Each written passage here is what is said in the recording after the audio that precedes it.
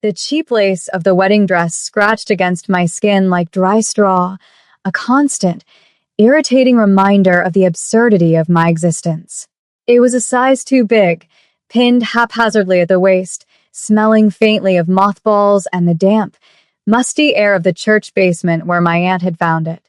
Outside, the London rain was relentless, a gray curtain that washed away the colors of the city, leaving only the grime of the pavement and the hopelessness that had settled in my bones.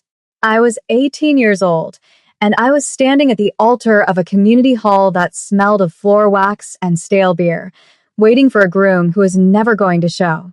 My Auntie Beatrice sat in the front row, her laughter sharp and jagged like breaking glass, echoing in the cavernous, empty room. This was her masterpiece, her final act of cruelty before casting me out onto the streets. There was no groom. There was only a debt she claimed my dead parents owed, and this humiliating charade was the interest payment. She had told the neighbors, the community, everyone we knew, that Mary was getting married to a wealthy benefactor, raising my hopes just to shatter them publicly. I looked down at my hands, dark against the dingy white fabric, and tried to stop them from trembling. I had spent my life making myself small, trying to be invisible so her wrath would pass over me, but today, under the flickering fluorescent lights, I was the center of attention, a spectacle of misery. The few people scattered in the pews were shifting uncomfortably, checking their watches, the air thick with second-hand embarrassment. I closed my eyes, wishing the floor would open up and swallow me whole, wishing I could dissolve into the shadows and never be seen again. The humiliation burned in my chest, hot and suffocating, a stark contrast to the cold draft leaking in from the poorly sealed windows. I was a prop in a joke I didn't understand, a punchline written in the ink of my own desperation. The double doors at the back of the hall didn't just open. They were thrown wide with a force that rattled the hinges, letting in a gust of wind and the roar of the storm outside. But the noise died instantly, replaced by a silence so heavy it felt like the oxygen had been sucked out of the room. The laughter in the front row strangled into a cough. I lifted my head, blinking against the sudden intrusion. Silhouette against the gray light of the afternoon, a man stood in the threshold. He was not the imaginary groom Beatrice had taunted me with. He was something else entirely. Even from this distance, across the scuffed linoleum floor, the power radiating from him was palpable, a physical weight that pressed down on my shoulders. He stepped into the light, and I forgot how to breathe. He was Korean, older, perhaps 40, with a face carved from cold marble and eyes that held the terrifying stillness of a predator before the strike.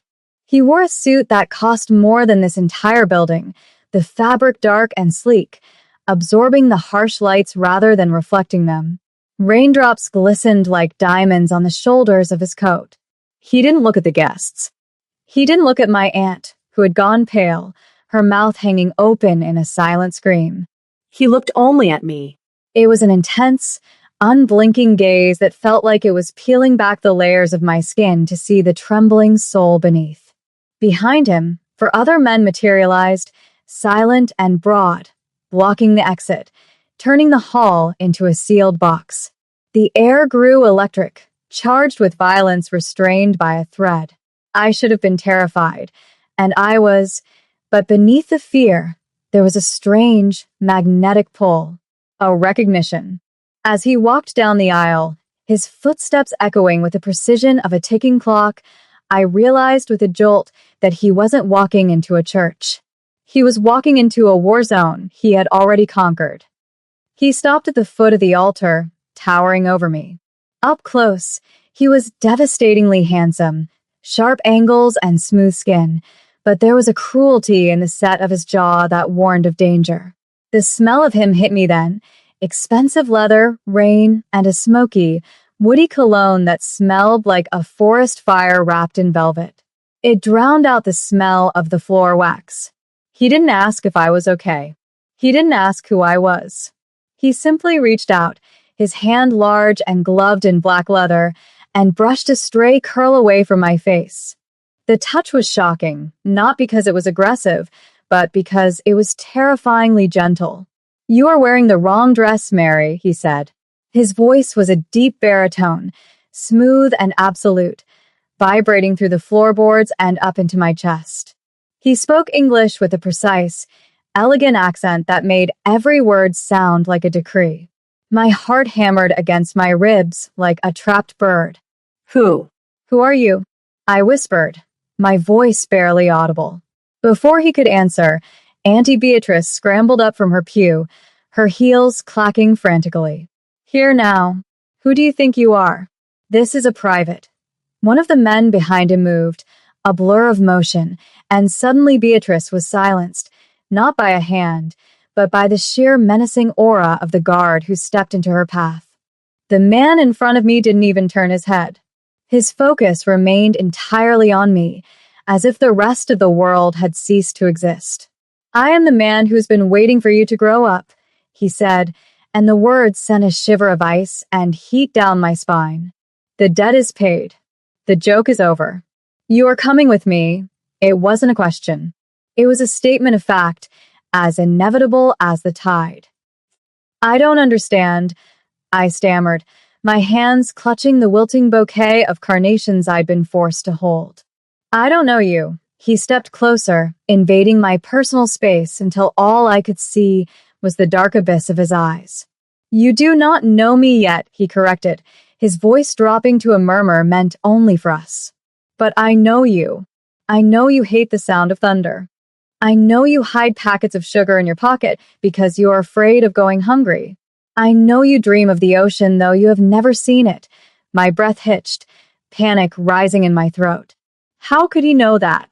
The sugar packets were my deepest shame, a habit born of years of food insecurity in Beatrice's house. "Who are you?" I asked again, louder this time, desperation leaking into my tone. "My name is Conde," he said, the syllables rolling off his tongue with power.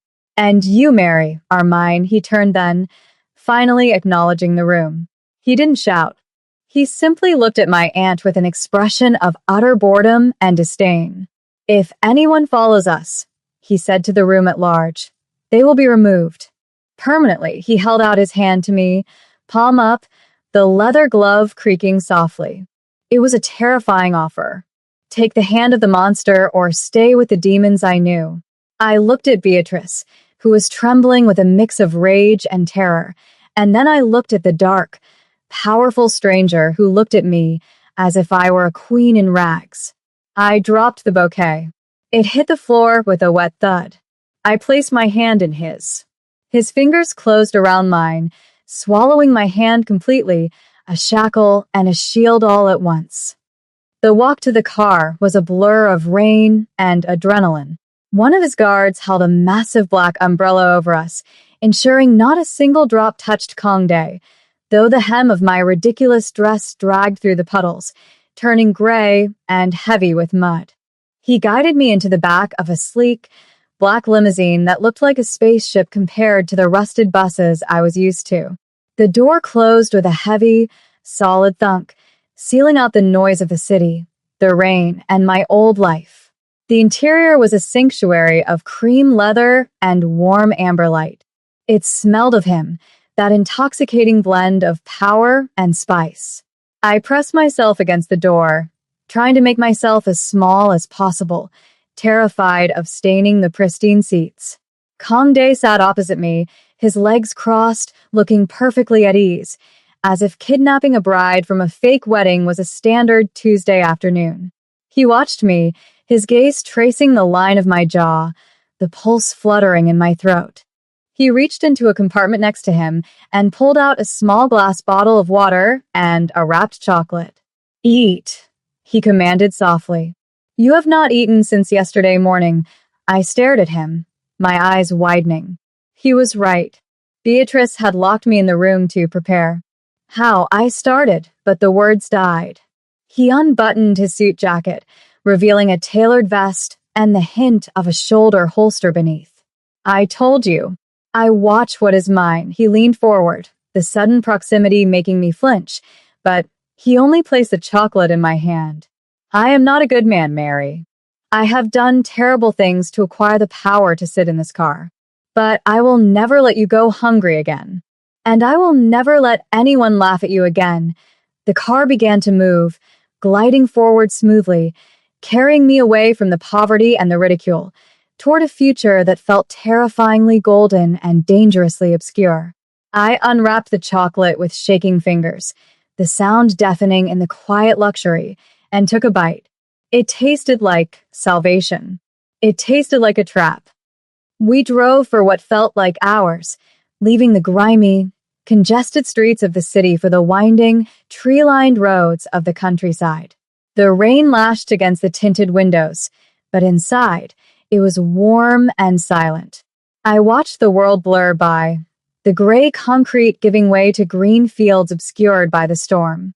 Every time I glanced at Kongdae, he was already looking at me, his dark eyes unreadable, possessive. We finally slowed, turning through a massive set of wrought iron gates that groaned open automatically. A winding driveway led up a hill, flanked by ancient trees that looked like skeletal sentinels in the rain. At the top stood a mansion of gray stone and glass, sprawling and imposing, lit from within by a warm, golden glow that spilled out onto the wet gravel. It looked like a castle from a fairy tale, but the kind where the prince is actually a dragon. Where are we? I whispered. Home. Kongdae replied simply. The car stopped, and the driver opened the door instantly. Kongdae stepped out and extended his hand again. This time, I took it without hesitation, my resistance worn down by exhaustion and awe. He led me up the stone steps, the massive front doors opening before we even reached them.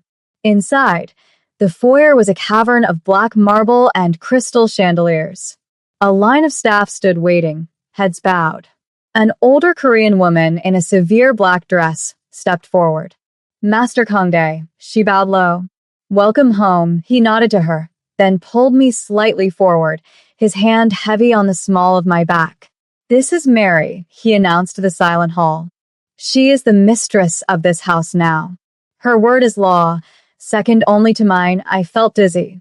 The sheer scale of the wealth, the obedience of the staff, the heat of his hand through the thin lace of my dress. It was too much. Take her to the master suite, he ordered the woman, then looked down at me, his expression softening just a fraction. Go. Bathe. Rest. We will have dinner, and then we will discuss your new life. He turned and walked toward a dark hallway, leaving me standing on the marble, surrounded by strangers who bowed to me, trapped in a gilded cage that was bigger than my entire world had been just hours ago. The master suite was larger than the entire apartment I had shared with my aunt, a sprawling expanse of midnight blue walls and dark mahogany floors that seemed to swallow the light.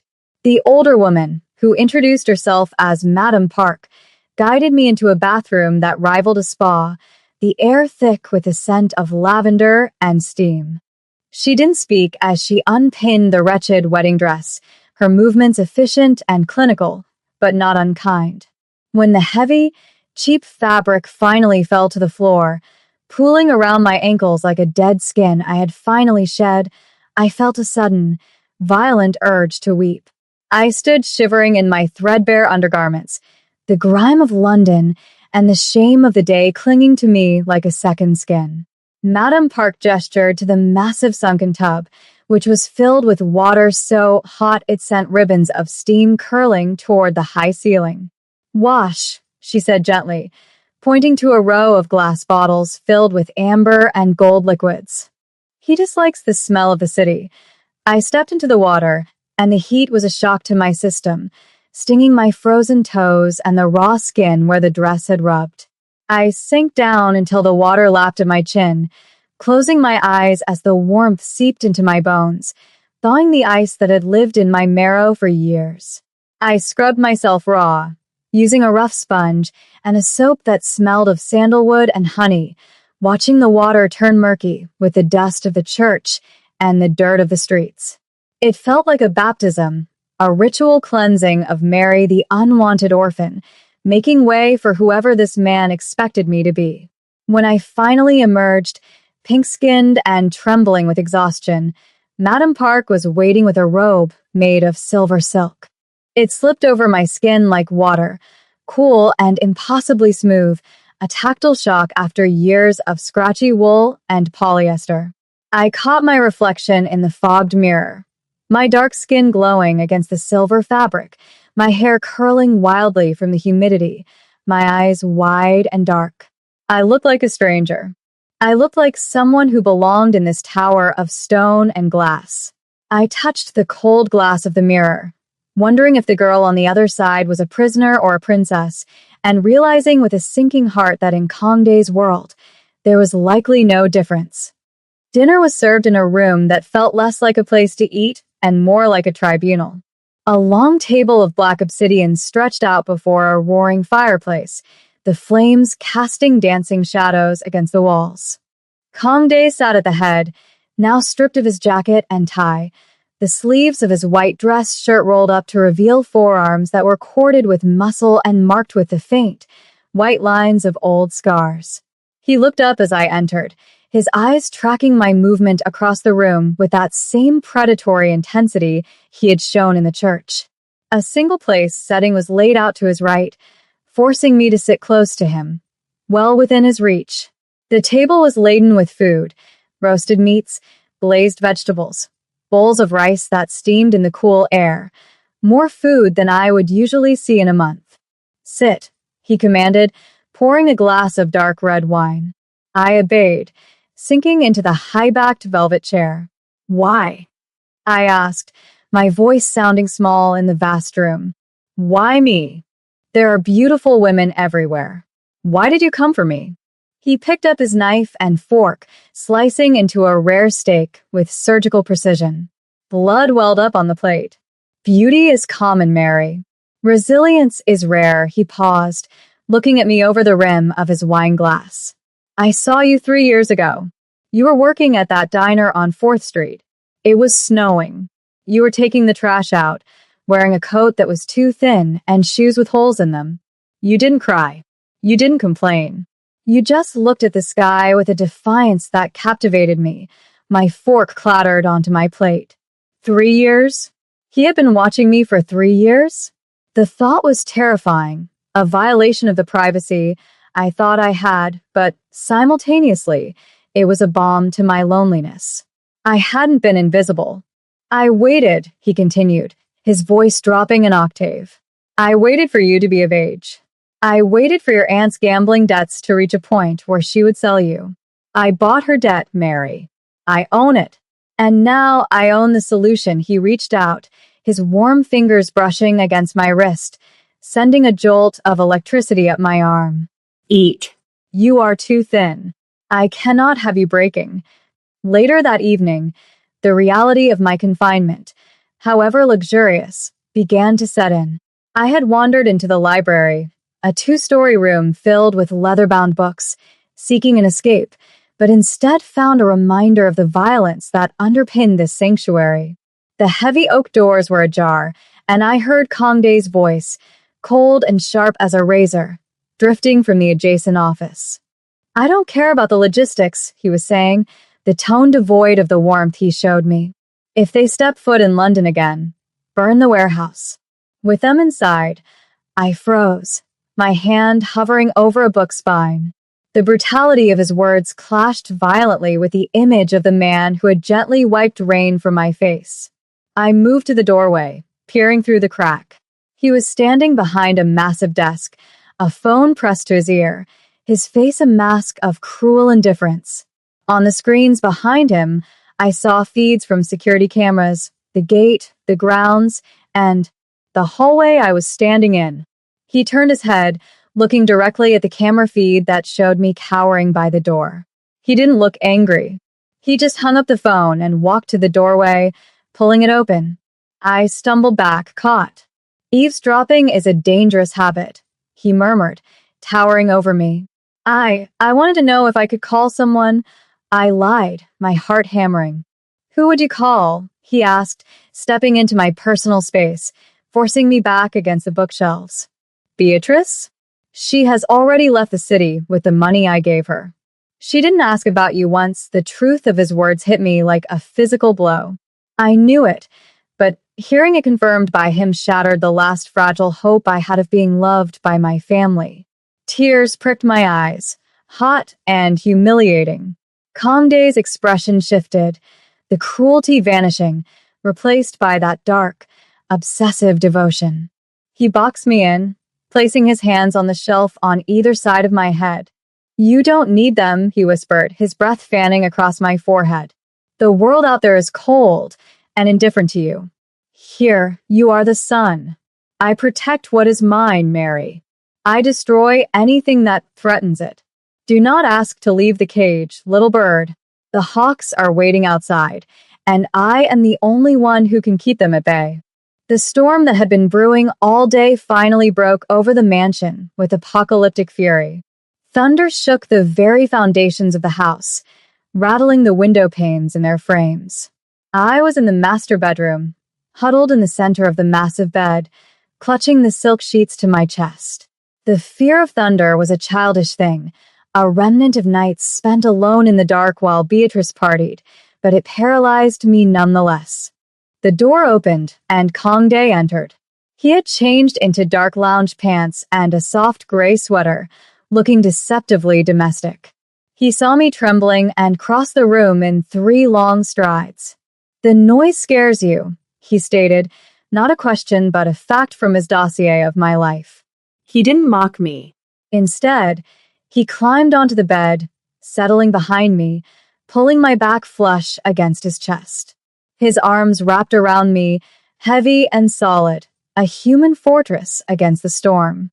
It's just sound, he murmured into my hair, his lips brushing the sensitive skin of my neck. It cannot touch you here. I should have pushed him away. I should have fought for my autonomy. But I was so tired of being strong, so tired of shivering alone. I leaned back into him, surrendering to the heat of his body and the scent of expensive cologne and man. You kept me, I whispered into the darkness. You bought me like a piece of furniture, his grip tightened, possessive and bruising. No, he corrected, his voice rough. I rescued you like a relic from a burning building. Do you think you were free before? You were a slave to poverty, to that woman's cruelty. I have given you a different kind of chain, yes. But mine is made of gold, and I hold the other end. He turned me in his arms then, his hand cupping my face, his thumb tracing the curve of my bottom lip. Tell me you want to leave, he challenged, his eyes searching mine in the dim light. Tell me to open the gates, and I will drive you back to that basement. I opened my mouth to speak, to demand my freedom, but the words turned to ash. I thought of the cold rain, the hunger, the loneliness. I looked at the man who had burned the world to keep me warm. I don't want to go back, I breathed. A look of triumph flashed in his eyes, fierce and terrifying. Good, he growled, before bringing his mouth down on mine, sealing our pact with a kiss that tasted of ruin and salvation. 3 months later, the girl who had stood trembling in a cheap wedding dress was a distant memory, a ghost I had left behind in the London rain. I stood on the balcony of the master suite, wrapped in a cashmere shawl, watching the sun set over the sprawling estate that was now my world. My hands, once rough from scrubbing floors, were manicured and adorned with a ring that carried a sapphire the size of a robin's egg, a heavy, glittering collar that marked me as his. I heard the heavy tread of his footsteps behind me, the sound that had once elicited fear now bringing a sense of calm. Kongdae stepped out into the cool evening air, wrapping his arms around my waist from behind, resting his chin on my shoulder. We fit together now, 2 broken pieces that had formed a jagged, dangerous whole. What are you thinking? He asked, his voice a low rumble against my spine. I was thinking about the ocean, I admitted, leaning my head back against him. You said I dreamed of it. He kissed the side of my neck, his lips warm against my skin. We leave tomorrow, he said simply. Italy, the coast. You'll tire of the water before I let you leave it, I smiled, a small, secret thing. I knew now that he wasn't a hero. He was a villain in a bespoke suit, a man who commanded fear and dealt in violence. But he was my villain. He had taken the invisible, unwanted girl and placed her on a pedestal so high the mud of the world couldn't reach her. The gilded cage Beatrice had mocked was real, but she had been wrong about one thing. It wasn't a prison. It was a fortress. I turned in his arms, looking up into the dark eyes that saw everything, knew everything, and owned everything. I'm not afraid anymore, I told him. He smirked, that dangerous, devastating expression that made my heart race. You should be, he whispered, pulling me closer until there was no air left between us. But as long as you are with me, you never have to be afraid of anyone else. The sun dipped below the horizon, plunging the world into darkness, but in the circle of his arms, I was finally, irrevocably found.